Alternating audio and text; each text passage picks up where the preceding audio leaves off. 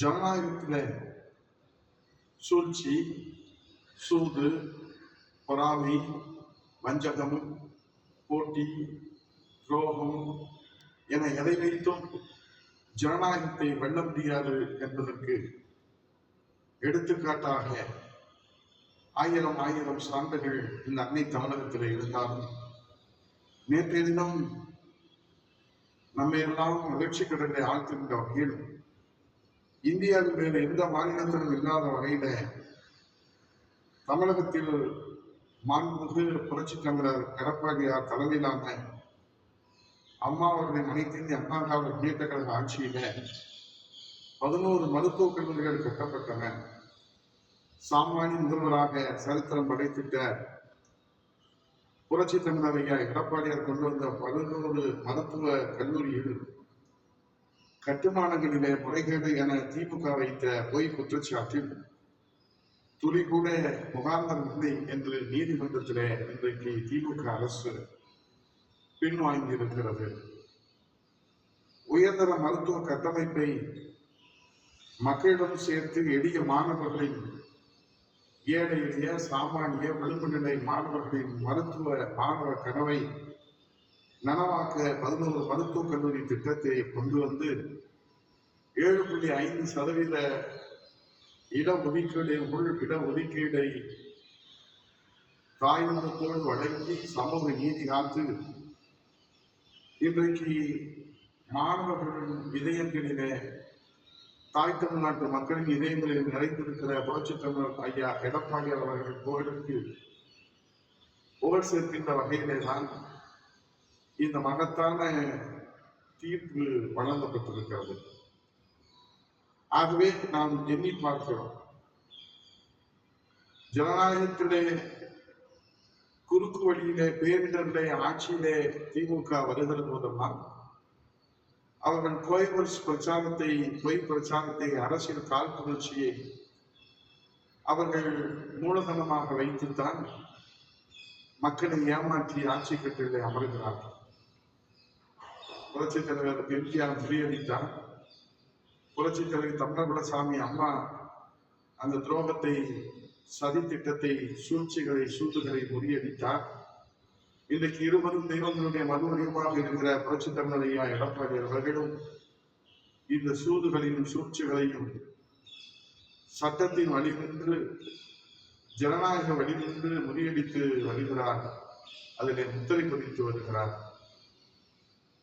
நெடுஞ்சாலைத்துறையிலே ஒப்பந்த புள்ளி கோரப்படாத நிலையிலே கூட அதிலே முறைகேடு ஊழல் என்று விசாரணை நடத்த வேண்டும் என்று திமுக பொய் குற்றச்சாட்டை அரசியல் காழ்ப்புணர்ச்சியோடு பொய் வழக்குகளை போடுவதிலும், பொய் வழக்குகளை நடத்துவதிலும், பொய் வழக்குகளை தொடர்ந்து மக்கள் மத்தியிலே விளம்பரப்படுத்துவதிலும் திமுகவுக்கு நிகர் திமுக தான் என்பதை இந்த நாட்டு மக்களும் நன்கறிவார். ஆகவே இன்றைக்கு தர்மத்தின் வாழ்வதனை சூதுகவும் தர்மம் மறுபடி வெல்லும் என்கின்ற அந்த தாரகத்திலே எத்தனை சதித்திட்டங்களையும் சூழ்ச்சிகளையும் சூதுகளையும் துரோகங்களையும் பொறாமைகளையும் போட்டிகளையும் நீங்கள் புரட்சித் தமிழர் ஐயா எடப்பாடியார் என்ற எளியவர் மீது இந்த தாய் தமிழ்நாட்டு மக்களுக்காக தன்னையே சந்தித்த இரவு பகல் காணாது அர்ப்பணிப்பு உணர்வோடு அயலாது உழைத்து வருகின்ற புரட்சித் தமிழர் ஐயா எடப்பாடியார் அவர்களை வீழ்த்தி விடலாம் என்று நினைத்தார். அது உங்களுக்கு தோல்விதான் கிடைக்கும் என்பதற்கு நீதி அரசர்களுடைய இந்த மகத்தான தீர்ப்பை ஒட்டுமொத்த தமிழகம் வரவேற்பது திமுகவினுடைய முகத்திரை, திமுகவுடைய உண்மை முகம், திமுகவுடைய கோர முகம், பழிவாங்கும் முகம், அரசியல் காழ்ப்புணர்ச்சி முகம், சதி திட்டத்தின் முகமாக திமுக இன்றைக்கு வெட்ட வெளிச்சம் போட்டு காட்டப்பட்டிருப்பது என்பதைத்தான் நாம் புரிந்து கொள்ள முடிகிறது. ஆகவே இன்றைக்கு திமுகவை வீழ்த்த வேண்டும் என்று தமிழ்நாட்டு மக்கள் விரும்புகிறார்கள்.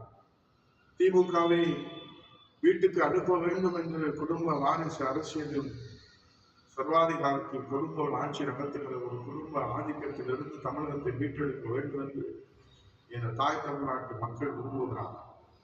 அந்த எண்ணத்தை நிறைவேற்றுவதற்காக புரட்சித் தமிழர் ஐயா எடப்பாடியாருடைய தலைமையில நாம் ஒன்று சேர்ந்து களத்தில் நின்று ஒத்த கருத்துடைய கழக செயற்குழுவிலே பொதுக்குழுவிலே நிறைவேற்றிய தீர்மானத்தின் அடிப்படையில புரட்சி தமிழக எடப்பாடியுடைய தலைமையில திமுக வீழ்த்துகிற, திமுக வீட்டுக்கு அனுப்புகிற, சர்வாதிகாரத்துக்கு முடிவுரை எழுதுகிற, குடும்ப ஆதிக்கத்துக்கு முடிவுரை எழுதுகிற அந்த மகத்தான மக்கள் விரும்புகிற சக்திகள் எல்லாம் பொது வாழ்க்கையில தங்களை அர்ப்பணித்து உழைத்துக் கொண்டிருக்கின்ற மக்கள் போற்றுகிற அந்த மகத்தான சக்திகளை நாம் புரட்சி தமிழக எடப்பாடியுடைய தலைமையில அணிவகுக்க காலம் கழிந்து வந்திருக்கிறது என்பதற்கு, யானை ஒரு பின்னே மணி ஓசை ஒரு முன்னே என்பதற்கு, அம்மாவினுடைய ஆட்சி, புரட்சி தலைவர் எம்ஜிஆர் ஆட்சி, மக்களாட்சிக்கு மகுடம் சூட்ட புரட்சி தமிழக எடப்பாடியுடைய தலைமையிலே ஒன்று கூடுவோம் என்று அழைப்புகள் விடுத்து இன்றைக்கு மக்கள் எண்ணங்களை, சிந்தனைகளை, மக்கள் எதிர்பார்ப்பை நிறைவேற்றுகின்ற வகையிலே 175 சட்டமன்ற தொகுதிகளிலே 1 கோடி மக்களை சந்தித்து மகத்தான மக்களாட்சியிலே மகுடம் சூட்டி இருக்கிற புரட்சி தமிழக எடப்பாடி அவர்களின் கரத்தை வலுப்படுத்த அனைவரும் ஓரணியிலே திரண்டு, அனைவரும் மக்கள் எண்ணங்களைப் போல ஓரணியிலே திரண்டு வெற்றி வாகை சூழ வேண்டும். புரட்சி தமிழக எடப்பாடி தலைமையில் அம்மா ஆட்சி மலர வேண்டும். புரட்சி தமிழக எடப்பாடியார் மீண்டும் முதலமைச்சர் அணியிலே அமர்ந்து மக்கள் சேவை ஆற்ற வேண்டும் என்ற மக்களின் சக்தி, மக்களின் எண்ணம், தர்மம் தலைகாக்கும் என்பதோடு அந்த உறுதியை ஏற்கிற நேரம் இது என்று கூறி விடைபெறுகிறேன். நன்றி, வணக்கம்.